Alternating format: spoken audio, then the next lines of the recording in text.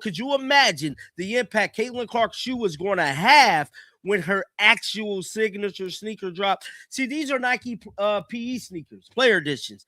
So these Kobe shoes that Caitlin Clark got, like I stated, is making big time waves around the NBA.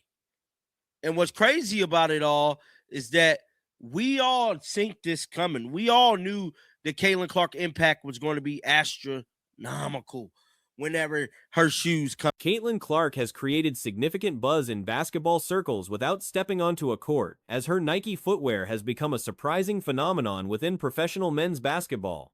During the off-season break from WNBA competition, the Indiana Fever star continues dominating headlines through an unexpected avenue. Recent tracking data reveals that Clark's Nike Kobe 6-player edition sneakers have accumulated more playing time on NBA hardwood than any other shoe model currently available. The statistics show these particular kicks logged 24,433 minutes of court action, surpassing even legendary Michael Jordan's signature line in current usage. This remarkable achievement occurs while the women's league remains inactive, demonstrating Clark's influence extends far beyond her own competitive sphere. Cool. Whenever her shoes come out, any Caitlin Clark sneaker, well, it look like NBA players is definitely making it their business to rock Caitlin Clark stuff. So it says right here, Nike Kobe 6 Caitlin Clark been worn 2,433 minutes. Nike Kobe 5's Indiana Fevers 1 hour and 120 minutes. And then it goes down to Nike Kobe 6 is total orange. So you guys can see here, the footwear in question represents player edition releases rather than Clark's forthcoming signature collection. Nevertheless, the enthusiastic adoption by male professional athletes suggests enormous potential when her personalized design eventually launches. The basketball community anticipated substantial commercial success for Clark-branded merchandise, yet few predicted NBA players would embrace her player editions so enthusiastically before an official signature model existed. Following the Kobe 6 Caitlin Clark edition at the top position, the Nike Kobe 5 Indiana Fever colorway ranked second with considerably fewer minutes at 120. The Nike Kobe 6 total orange design claimed third place in the rankings. So you guys can see here, these Kobe sneakers, these Caitlin Clark PE sneakers are making headlines, bro. Some people could try to say it's purely because it's Kobe, but I think the same thing is going to happen when Caitlin Clark dropped her signature shoe, because Caitlin Clark let it be known whenever she did that interview with the Kelsey brothers, that she wants the best technology in a sneaker, bro. That was her main focus. She did not cheat the process. These statistics clearly illustrate which specific designs professional basketball players currently prefer among available options. Some observers attribute this trend purely to Kobe Bryant's enduring legacy within basketball culture. However, compelling evidence suggests Clark's personal brand carries substantial weight in these choices. The Indiana guard previously discussed her approach to footwear development during an interview with Travis and Jason Kelsey, revealing priorities that shaped her collaboration with Nike. During that conversation, Clark explained the extended timeline involved in creating signature athletic shoes. When it comes to that, she wanted the hottest shoe. And when it comes to the technology in the shoe, Caitlin Clark definitely did not shy away from that. I think I got some of the clip here. Caitlin Clark actually speaking about her sneaker, and let's play it real quick. I got to ask some questions because I'm such a huge sneaker fan. You said that you're wearing the new kicks coming up this season. For everyone that doesn't know, like, the process that goes into like making the process initiated near the conclusion of her final collegiate season at Iowa, when she evaluated offers from multiple major sporting goods manufacturers. Nike, Adidas, and Under Armour each presented signature shoe opportunities, though development speeds varied between companies. Clark acknowledged Nike's reputation for producing superior products despite longer production timelines. She expressed that childhood dreams centered on representing Nike or Jordan brands universally recognized as premium options in athletic footwear. The decision aligned with aspirations shared by countless young athletes who view these companies as pinnacle endorsement opportunities. The sneakers, like, how long in advance has it been, or like when does it all start? Honestly, the process started at the end of my senior year when I was at Iowa, because I was deciding what shoe company I was going to go with. And I talked to Nike, Adidas, and Under Armour, and they all offered me a signature shoe, obviously some faster than others. And everybody knows Nike makes the best product. It just kind of takes a little bit longer. And, I grew up wanting to be a Nike athlete. Every kid does. Nike, Jordan, like that's the premier brand and everybody knows that. It's probably been like. The design phase has spanned approximately 18 months, during which Clark worked to balance uniqueness with practical comfort. She emphasized the challenge of creating something distinctive while ensuring optimal performance during actual competition. Her extensive experience wearing Kobe Bryant's signature line informed her preferences, though she stressed her desire for original design elements rather than simple imitation. Clark explained her approach involved identifying personal values and meaningful concepts to incorporate into the final product. The aesthetic and functional aspects both required careful consideration throughout development. And everybody knows that. It's probably been like a year and a half now of like figuring out what exactly I want. And I think probably the most challenging part of it is like you want it to be unique, but at the same time, like I have to be comfortable wearing it. Of course. You kind of take what you're comfortable in. Like obviously I play in a lot of Kobe's, but at the same time, I don't want it to be a Kobe. I want it to be something very unique to me and a little bit different. And, I kind of think about like what's kind of been important to me when I think about. So she let it be known like she like wearing Kobe's, but she don't want her shoe to be a Kobe. Now, do I think it's going to emulate Kobe? She discussed the cultural significance of sneaker collectability and colorway variations, expressing excitement about creating designs that fans would actively pursue. The conversation touched on potential special editions, including colorways honoring the Kansas City Chiefs, suggesting collaboration opportunities across different sports properties. Creative possibilities like converting designs into cleats for other athletic applications also emerged during the discussion, indicating broad thinking about product extensions. While Clark's signature shoe remains unreleased, her player edition Kobe's have already established remarkable presence in professional basketball.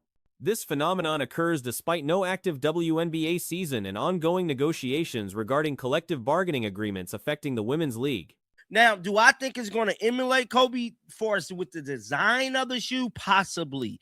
But for us, the technology with the shoe, Caitlin finna tell us that this is going to be something like we've never seen before. Like shoes or sneakers. And I think like just the chaseability of them and like you want a certain sneaker or like you want a certain colorway. So I think that's like going to be probably the most fun part. I know I definitely got a Chiefs colorway on the way or PE or something. Maybe we could get Andy Reid to like coach in them at some point. Are you kidding me? Or we can turn them into a cleat. Listen, you're speaking. Regardless of labor discussions or scheduling uncertainties, Clark maintains cultural relevance through her expanding brand influence. The visibility of NBA players choosing these specific sneakers demonstrates crossover appeal rarely achieved by women's basketball athletes. Comparable footwear from other prominent WNBA stars like A'ja Wilson and Angel Reese hasn't appeared on similar tracking lists, highlighting the exceptional nature of Clark's market penetration. Recent reports indicated Wilson's signature shoes appearing in discount retail outlets, presenting a stark contrast to Clark's NBA adoption. Strategic brand selection plays crucial roles in athlete marketing success. Or we can turn them into a cleat. Listen, you're speaking to me now. I'm game. So that was Caitlin Clark speaking about this signature shoe that is coming along the way. And yeah, man, Caitlin Clark's name is still ringing bells throughout this offseason. Now, we have no clear update on the CBA agreements and things that is surrounding the WNBA. But one thing I can say, no matter what happens, Nike's established dominance in basketball footwear provided Clark with infrastructure and credibility that amplifies her personal appeal. The company's history of successful signature lines and innovation in performance technology created ideal conditions for maximizing her commercial potential. Critics arguing the phenomenon stems entirely from Kobe's legacy overlook important contextual factors. While Bryant's cultural significance within basketball remains undeniable, the abundance of available Kobe 6 colorways makes specific choice patterns meaningful.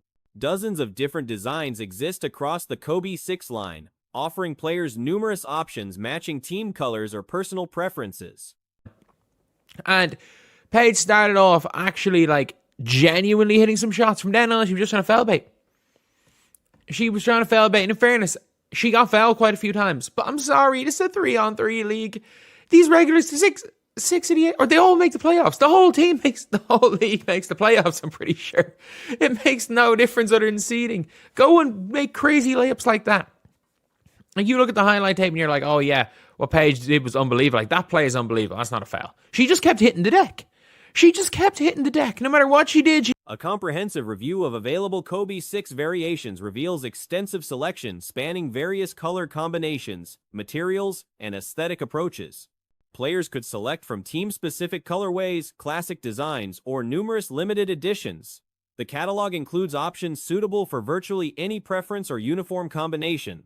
Despite this vast selection, NBA players consistently gravitated toward Clark's-specific player editions. This pattern suggests intentional choices rather than random distribution. She just kept hitting the deck. No matter what she did, she just kept falling over. Like, she missed a 3 and just fell at one stage. Like, some of the moves, that's a great pass there. The talent is clearly there in Paige. Like, I'm gonna be real. The talent is absolutely there. Like, that shot was crazy. That side step 3 was crazy. And if you guys don't know, she took one more 3 the rest of the game, missed it, flopped, and didn't even look at the basket for 3 the rest of the game. After hitting that, she doesn't take a heat check. If Bryant's name alone drove selection, usage would likely spread more evenly across available colorways. Instead, concentration around Clark's additions indicates additional factors influencing decisions. The preference for these particular designs reflects Clark's impact on basketball culture and style. Players apparently view wearing her additions as desirable, whether due to aesthetic appeal, association with her rising profile, or acknowledgement of her influence on the sport. Regardless of specific motivations, the outcome demonstrates. After hitting that, she doesn't take a heat check. This is a nice move here. Nice pull up over Kelsey Plum. Like, that mid-range game is incredible. She just needs to shoot at 3. She just needs to shoot at 3, to be honest. Good block there on Kelsey Plum. Defensively, I actually thought she was pretty good. She made a really good read later on in the game against Tiffany Hayes as well. And those scenarios there, like, I don't mind the pull-up mid-range, but like, when you shoot the ball, he got the free throw line 5 times, I think. When you shoot the ball, this situation represents what observers might call the Caitlin Clark effect, her ability to generate interest and influence consumer behavior across gender lines in professional basketball. Her reach extends beyond her immediate fan base into broader basketball communities, creating commercial opportunities unprecedented for women's basketball athletes. The phenomenon carries significant implications for women's sports marketing and athlete endorsements. Clark's success challenges traditional assumptions about marketability and crossover appeal. Brands and athletes can reference this example when negotiating future deals or developing marketing strategies around women's sports properties. he got the free throw line 5 times, I think. When you shoot the ball 20 times, and 17 of them are mid-range shots. She attempted 1 layup and 2 threes. 17 of her shots were mid-range shots. 17! Like, what are we doing? What are we doing? She's unbelievably good at the worst shot in basketball. It's harder to get to the line. It's hard, like, it's easier to foul bait when you don't pull up every time. But, like, still. As negotiations continue regarding WNBA labor agreements and season structures, Clark's sustained relevance during the offseason demonstrates her value transcends on-court performance. She maintains cultural presence through product associations and brand-building activities, creating year-round commercial opportunities rather than seasonal relevance. The anticipation surrounding her signature shoe launch continues building as development progresses. Early indicators suggest substantial demand exists for Clark-branded footwear, with potential adoption extending beyond traditional women's basketball audiences. If Player Edition Performance predicts future trends, her signature line could achieve sales figures rarely seen for WNBA athlete products. Still, she made a good pass to Malonga there, and as you can see again, her 1 fourth quarter highlight is of actual good defensive play. A legitimately good defensive play. But that's the annoying thing. Paige Beckers frustrates me so much because the talent is there. The talent is there, but we just watched 17 mid-range shots. We just watched a player in the year of 2025 shoot 2026 shoot Clark's emphasis on technological innovation and performance optimization suggests the final product will prioritize function alongside aesthetic appeal. Her stated commitment to incorporating cutting-edge features indicates serious attention to competitive advantages rather than purely cosmetic considerations. This approach should resonate with serious athletes while maintaining appeal for casual consumers. The sneaker market's response to Clark's player additions provides valuable market research for Nike and Clark's team. Real-world adoption patterns inform strategic decisions about production quantities, distribution channels, and marketing approaches for the signature launch. Shoot 2026. Shoot 17 mid-range shots in a game. Shoot 17 mid-range shots. Like, are we crazy? Like, I'm okay with the mid-range shot making up 40% of your shots. It can't make up fucking 80% of them. It just can't. It just can't. Like, it just can't. In fairness, I think she did a good job passing-wise, defensively.